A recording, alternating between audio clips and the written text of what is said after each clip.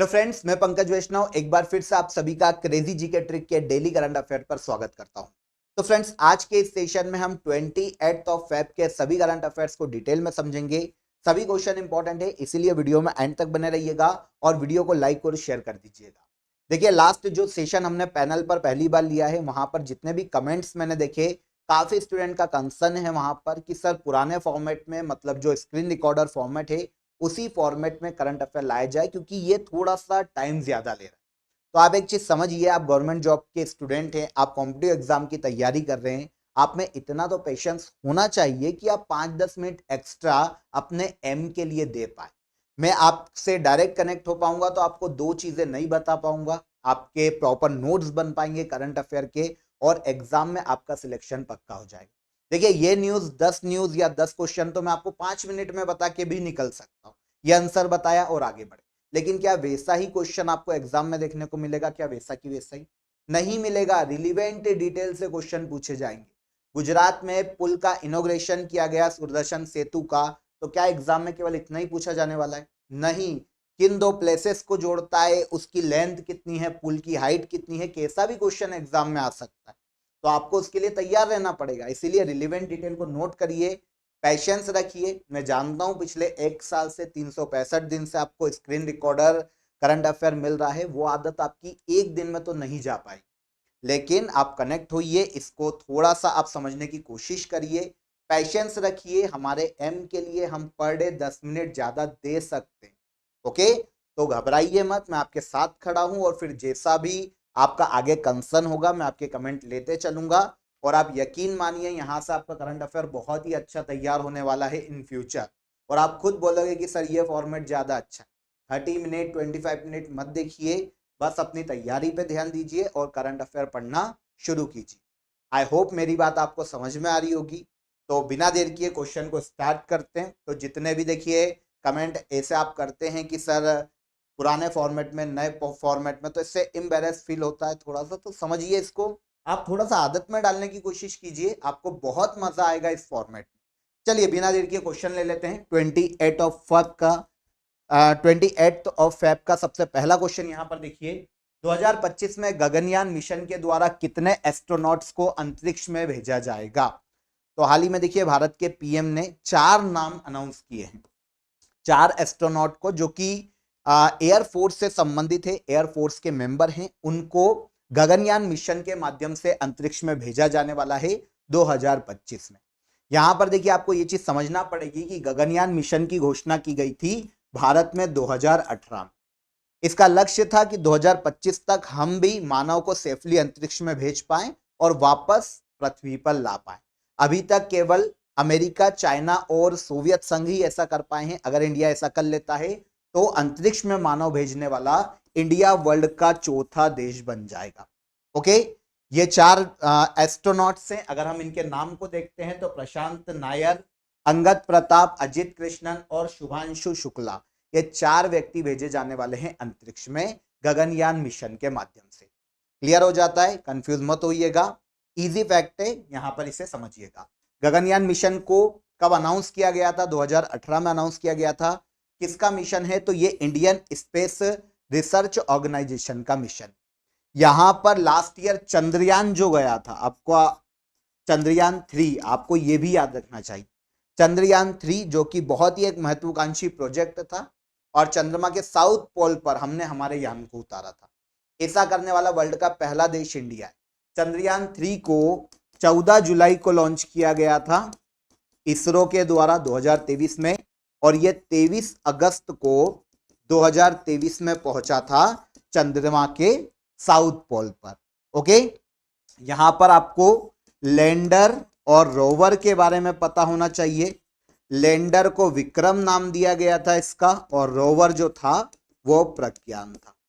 Clear? यह है Chandrayaan 3।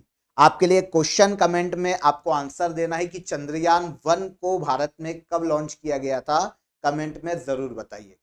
Clear? तो गगनयान मिशन से 4 व्यक्तियों को, 4 एस्ट्रोनॉट्स को भेजा जाने वाला है भारत के इसरो के द्वारा अंतरिक्ष में। हाल ही में भारत के पीएम ने इसे अनाउंस किया है। सेकेंड क्वेश्चन, किसे वर्ल्ड बैंक की वैश्विक पर्यावरण सुविधा मतलब ग्लोबल इन्वायरमेंट फैसिलिटी का हाल ही में डायरेक्टर चुना गया। तो ये है भारतीय अर्थशास्त्री गीता बत्रा। हाल ही में देखिए गीता बत्रा को ग्लोबल इन्वायरमेंट फैसिलिटी का डायरेक्टर नियुक्त किया गया। ये वर्ल्ड बैंक का एक ऑर्गन है, एक बॉडी है, जो कि देखिए पूरे वर्ल्ड में पर्यावरण प्रदूषण के लिए या उसके खिलाफ काम करती है, जलवायु परिवर्तन के खिलाफ काम करती है, और जो बायोडाइवर्सिटी है उसे बनाए रखने के लिए काम करने वाली संस्था है। इसका हाल ही में नया डायरेक्टर नियुक्त किया गया भारतीय अर्थशास्त्री गीता बत्रा को। क्लियर हो जाता है। अमेरिका के वॉशिंगटन में जीईएफ की देखिए 66वीं काउंसिल मीटिंग का आयोजन किया गया था, और यहीं पर गीता बत्रा को इस संस्था के डायरेक्टर के रूप में नियुक्त किया गया। इनकी नियुक्ति के बाद विकासशील देश की यह पहली ऐसी महिला है जो कि इस संस्था की डायरेक्टर नियुक्त की गई। ओके, नाम क्या है? गीता बत्रा। ठीक है, यहां पर ग्लोबल इन्वायरमेंट फैसिलिटी की बात करते हैं तो उद्देश्य आपको समझ में आ गया कि इसे गठित किए जाने का उद्देश्य क्या था। अगर हम यहां पर इस्टेब्लिश ईयर की बात करें तो ग्लोबल इन्वायरमेंट फैसिलिटी को 1992 में स्थापित किया गया था पृथ्वी सम्मेलन के दौरान। पृथ्वी सम्मेलन के बारे में आप सभी जानते हैं। 1992 में इसका आयोजन रियो डी जेनेरियो ब्राजील में किया गया। इसी दौरान 1992 में ग्लोबल इन्वायरमेंट फैसिलिटी का गठन किया गया। 184 कंट्रीज वर्तमान में इसकी मेंबर है और इसका हेडक्वार्टर वॉशिंगटन डीसी यूएसए में स्थित है।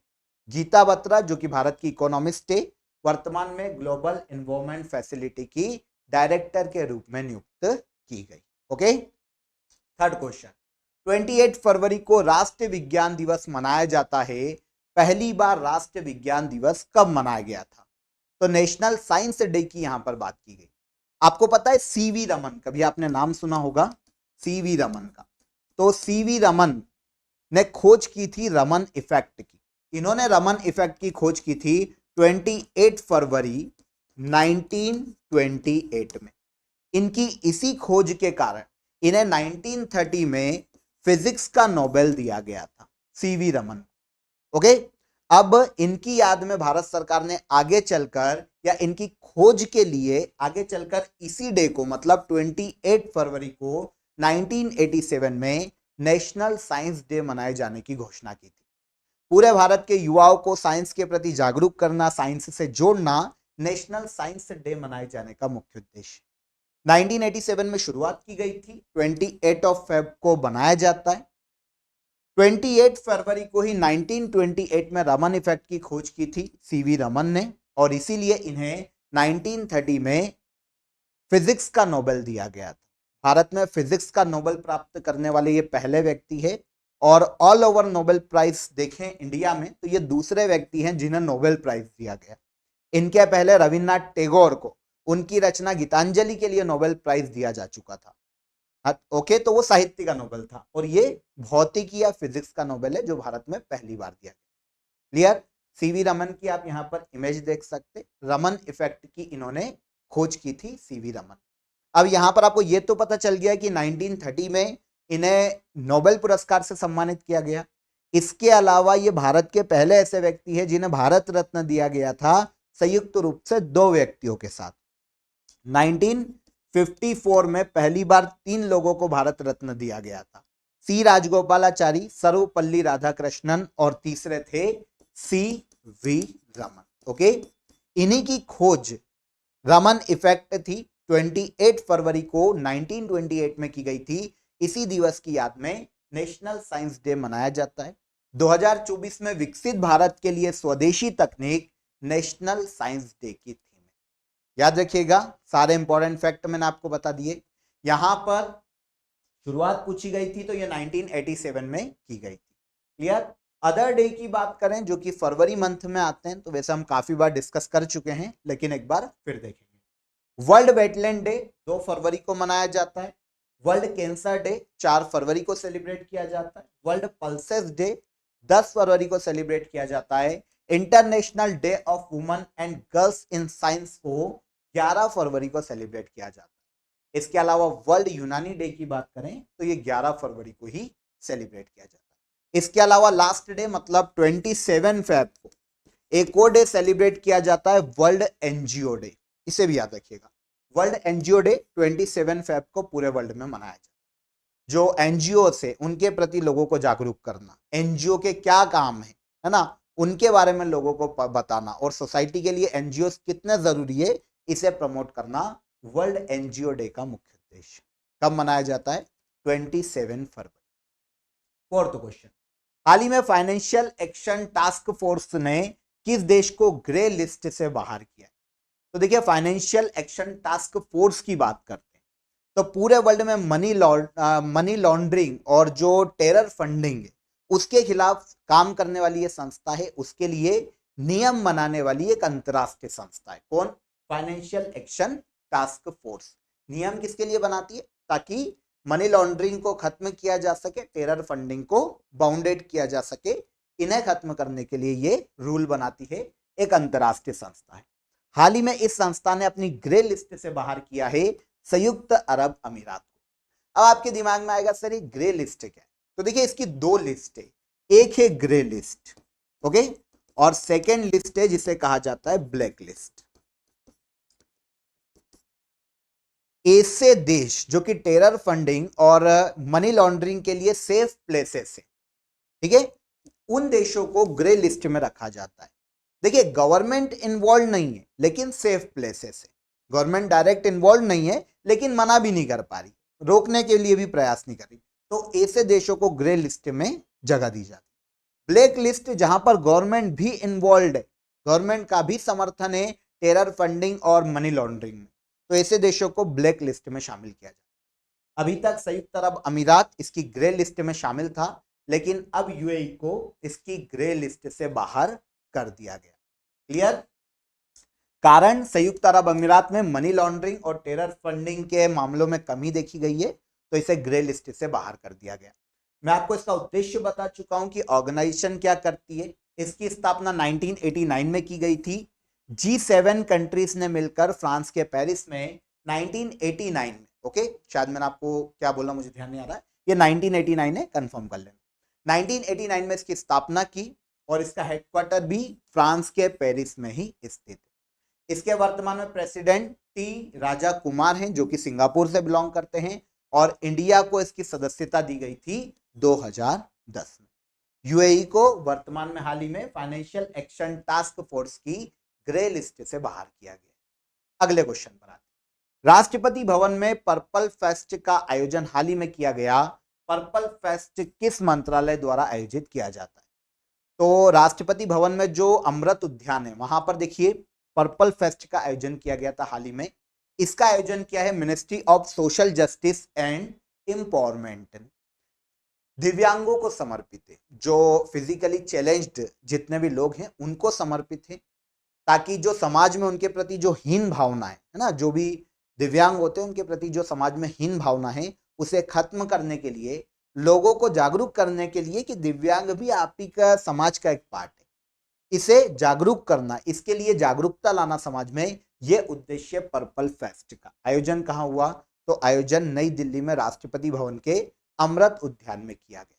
किस मिनिस्ट्री ने किया है? क्वेश्चन हमारा यह था, तो ministry of social justice and empowerment के द्वारा किया गया। लास्ट मंथ जनवरी 2024 में इंटरनेशनल पर्पल फेस्टिवल का आयोजन किया गया था गोवा में, उद्देश्य यही था, ओके, इसे भी याद। अदानी ग्रुप द्वारा किस राज्य में दक्षिण एशिया का सबसे बड़ा गोला बारूद और मिसाइल कॉम्प्लेक्स लॉन्च किया गया? दक्षिण भारत का सबसे बड़ा गोला बारूद और मिसाइल कॉम्प्लेक्स लॉन्च किया गया है भारत के उत्तर प्रदेश राज्य में। भारत को डिफेंस सेक्टर में आत्मनिर्भर बनाना इस कॉम्प्लेक्स को बनाए जाने का मुख्य उद्देश्य। आप सभी जानते हैं डिफेंस सेक्टर में 74% एफडीआई की परमिशन है भारत, इसीलिए अडानी ग्रुप को यह ठेका दिया गया था, और अडानी ग्रुप ने गोला बारूद और मिसाइल कॉम्प्लेक्स, जो कि दक्षिण एशिया का सबसे बड़ा गोला बारूद और मिसाइल कॉम्प्लेक्स है, इसकी स्थापना की है भारत के उत्तर प्रदेश राज्य। क्लियर हो जाता है? ठीक है ना, ये मैं आपको बता ही चुका हूं, एक इंपॉर्टेंट फैक्ट। प्रधानमंत्री द्वारा सिक्किम के पहले रेलवे स्टेशन की आधारशिला कहां रखी गई? तो देखिए, सिक्किम में अभी तक जो पूर्वोत्तर का राज्य, वहां पर कोई भी रेलवे स्टेशन नहीं, सिक्किम में रेलवे सेवाएं नहीं। अब भारत के पीएम नरेंद्र मोदी ने वीडियो कॉन्फ्रेंसिंग के माध्यम से सिक्किम के पहले रेलवे स्टेशन का फाउंडिंग स्टोन रखा है रंगपो में, ये सिक्किम में आता है। ओके, तो अब रंगपो में रेलवे स्टेशन बनेगा सिक्किम में, जो कि सिक्किम का पहला रेलवे स्टेशन होने वाला है। भारत के पीएम ने हाल ही में इस रेलवे स्टेशन का फाउंडिंग स्टोन रखा है सिक्किम राज्य में। रंगपो रेलवे स्टेशन को पश्चिम बंगाल के दार्जिलिंग जिले में सिवोक रेलवे स्टेशन से जोड़ा जाएगा। मतलब पहली जो सुविधा शुरू की जाएगी ट्रेन की, वो सिक्किम और पश्चिम बंगाल के मध्य में की जाएगी। 3 चरण में इस रेलवे स्टेशन का विकास किया जाएगा, रेंगपो रेलवे स्टेशन का विकास किया जाएगा। सबसे पहले देखो, रेंगपो से सिवोक तक बनाया जाएगा। सिवोक पश्चिम बंगाल में है, सिवोक से रेंगपो, फिर रेंगपो से आगे चलेगा गंगटोक तक, और फिर गंगटोक से नाथुला पास तक के इलाके को रेलवे लाइन से जोड़ा जाने वाला। हमारा क्वेश्चन केवल इतना है कि सिक्किम का पहला रेलवे स्टेशन कौन सा बनेगा, या भारत के पीएम ने सिक्किम के किस रेलवे स्टेशन की आधारशिला रखी है, तो यह है रेंगपो रेलवे स्टेशन। ओके, अगला क्वेश्चन, किस राज्य द्वारा स्तन कैंसर की पहचान और निवारण के लिए सवेरा प्रोग्राम की शुरुआत की गई? तो देखिए, भारत में महिलाओं को ब्रेस्ट कैंसर के प्रति जागरूक करने के उद्देश्य से ब्रेस्ट कैंसर को इनिशियल स्टेज में ही उसका पता लगाया जा सके, इस उद्देश्य से हाल ही में सवेरा प्रोग्राम शुरू किया है हरियाणा गवर्नमेंट ने। आंसर हो जाएगा आंसर ए। ठीक है, मेदांता फाउंडेशन और हरियाणा का जो हेल्थ डिपार्टमेंट है वो मिलकर हरियाणा में इस प्रोग्राम की शुरुआत कर रहे हैं। सवेरा कार्यक्रम है ये। इसके तहत राज्य में ब्रेस्ट कैंसर के प्रति महिलाओं को जागरूक किया जाएगा। ब्रेस्ट कैंसर का पता लगाने के लिए जांच सुविधाएं मुफ्त में दी जाएगी, और इसी के लिए हरियाणा ने भारतीय आयुर्विज्ञान संस्थान झज्जर में राष्ट्रीय कैंसर संस्थान की भी स्थापना की। क्वेश्चन हमारा सवेरा कार्यक्रम से, कौन सा है? सवेरा कार्यक्रम। तो किस राज्य में इसे शुरू किया गया? हरियाणा राज्य में। किसके प्रति जागरूकता फैलाना या किसके इलाज से संबंधित है? तो ब्रेस्ट कैंसर से महिलाओं के बचाव से संबंधित है सवेरा कार्यक्रम। कहां शुरू किया गया? हरियाणा। इसके बाद अगला क्वेश्चन, लोकसभा चुनाव 2024 में युवा मतदाताओं को वोटिंग के लिए जागरूक करने के लिए कौन सा अभियान शुरू किया गया? देखिए, आप सभी को पता होना चाहिए कि 2024 में 8वीं लोकसभा के चुनाव हैं भारत में। इसके पहले 2019 में 17वीं लोकसभा के चुनाव हुए थे, अब 8वीं लोकसभा के लिए चुनाव होंगे। इसमें भारत में लोकसभा चुनाव में मतदाताओं को जागरूक करने के लिए सेंट्रल गवर्नमेंट ने मेरा पहला वोट देश के लिए कैंपेन की शुरुआत की। कैंपेन का नाम क्या है? मेरा पहला वोट देश के लिए। हाल ही में भारत के पीएम ने सभी लोगों को इस कैंपेन के लिए आमंत्रित किया है देश के, और अनुराग ठाकुर जो कि केंद्रीय मंत्री है, उन्होंने इसका थीम सॉन्ग भी लॉन्च किया है।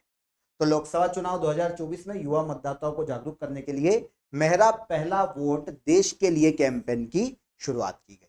लास्ट क्वेश्चन है इसके बाद हमारा, तुवालू द्वीप देश का प्रधानमंत्री किसे नियुक्त किया गया? तो सबसे पहले इस देश की बात करते हैं। तुवालू द्वीप देश का ही नाम है, तुवालू देश है। इसका हाल ही में देखिए नया पीएम बनाया गया है फेलेटी टियो को। ठीक है, ऑस्ट्रेलिया और हवाई द्वीप के मध्य में प्रशांत महासागर में स्थित ये एक द्वीपी देश है तुवालू द्वीप। ज्यादा सुर्खियों में नहीं रहता, छोटा सा देश है, पर इसके नए पीएम बने हैं फेलेटी टियो। इंपॉर्टेंट इसलिए है फ्रेंड्स क्योंकि फेलेटी टियो निर्विरोध चुने गए हैं तुवालू द्वीपी देश के पीएम के रूप में। क्लियर? यहां पर आप इमेज देख सकते हैं, ऑस्ट्रेलिया और हवाई द्वीप के बीच में ये तुवालू एक देश है। इसकी कैपिटल आपको पता होना चाहिए, तो फुनाफुटी इसकी कैपिटल है। ठीक है, क्लियर हो जाता है। पीएम कौन बने? फेलेटी टियो। पहले ऐसे नेता है जो कि निर्विरोध इस देश के पीएम के रूप में चुने गए। क्लियर? तो यहां पर 28 फेब के सभी करंट अफेयर्स को हमने डिटेल में समझ लिया। यहां पर अब हम रिवीजन कर लेते हैं लास्ट डे के करंट अफेयर का, जैसा कि आपकी डिमांड भी थी कि सर रिवीजन को लाया जाए। तो यहां पर लास्ट डे के रिवीजन से हम शुरू करते हैं। लास्ट डे क्या पढ़ा था हमने? 4th खेलो इंडिया विंटर गेम्स 2024 की पदक तालिका में पहले स्थान पर कौन सा राज्य? कर्नाटक। वैसे आर्मी पहले स्थान पर है, पर यहां पर राज्य पूछा है तो कर्नाटक। प्रधानमंत्री द्वारा भारत के सबसे लंबे केबल ब्रिज का इनॉग्रेशन किया गया, इसका नाम क्या है? तो सुदर्शन सेतु, गुजरात में इनॉग्रेट किया गया। 25 फरवरी को एक सेलिब्रेशन मनाया गया है अट्टुकल पोंगला उत्सव। कहाँ सेलिब्रेट किया गया? केरल राज्य में सेलिब्रेट किया गया था। 25 फरवरी को भारत और जापान के मध्य में धर्म गार्जियन जो कि एक जॉइंट मिलिट्री एक्सरसाइज है इसका आयोजन किया गया। आंसर सी हो जाएगा। थाईलैंड में आयोजित BWF para badminton world championship 2024 की पदक तालिका में भारत तीसरे स्थान पर रहा है। सिंधु जल समझौते के अंतर्गत हाल ही में या सिंधु जल संधि के अंतर्गत आने वाली एक नदी है जिसका नाम है रावी नदी। इस नदी पर एक डैम बनाया गया है जिसका नाम है शाहपुर कंडी डैम। किस राज्य में बना? तो यह पंजाब के पठानकोट में बनाया गया है। 26 फरवरी को 533 अमृत भारत स्टेशन का शिलान्यास किया गया। अमृत भारत स्टेशन योजना की शुरुआत कब की गई थी? तो इसकी शुरुआत की गई थी 2023 में। पद्मश्री और गजल गायक पंकज उधास का निधन हो गया। संगीत के क्षेत्र में या कला के क्षेत्र में इनके योगदान के कारण इन्हें 2006 में पद्मश्री से सम्मानित किया गया था। इसके बाद स्क्वैश खिलाड़ी ऐसे कौन है जिन्होंने कनाडा में good fellow classic PSA challenger tour का खिताब जीता? तो यह है अभय सिंह, भारत के स्क्वैश खिलाड़ी हैं। और लास्ट क्वेश्चन था, राष्ट्रीय प्राकृतिक चिकित्सा संस्थान का इनॉग्रेशन कहाँ किया गया? तो इसका इनॉग्रेशन किया गया है महाराष्ट्र के पुणे में भारत के PM नरेंद्र मोदी के द्वारा। तो ये सभी ऐसे क्वेश्चन थे जो कि हमने लास्ट डे के सेशन में डिटेल में डिस्कस किए थे। अगर आपको वीडियो पसंद आया हो तो वीडियो को लाइक और शेयर कर दीजिए। और अगेन मैं आपको बता देता हूं कि टाइम ड्यूरेशन में मत बंदिए, ध्यान से करंट अफेयर को पढ़ते रहिए। आपको बहुत अच्छी अच्छी चीजें सीखने को मिलेगी। 5-10 मिनट ऊपर नीचे का टाइम मैनेजमेंट आपको करना होगा, ठीक है। थोड़ा पेशेंस रखिए। बहुत अच्छा हम डेली करंट अफेयर को आगे धीरे धीरे कवर करेंगे और बहुत सारे नए नए इनिशिएटिव भी लेंगे। तो बने रहिए इसी तरह। कल फिर मुलाकात करेंगे नेक्स्ट डे के करंट अफेयर में। तब तक अपना ख्याल रखिए। जय हिंद, जय भारत।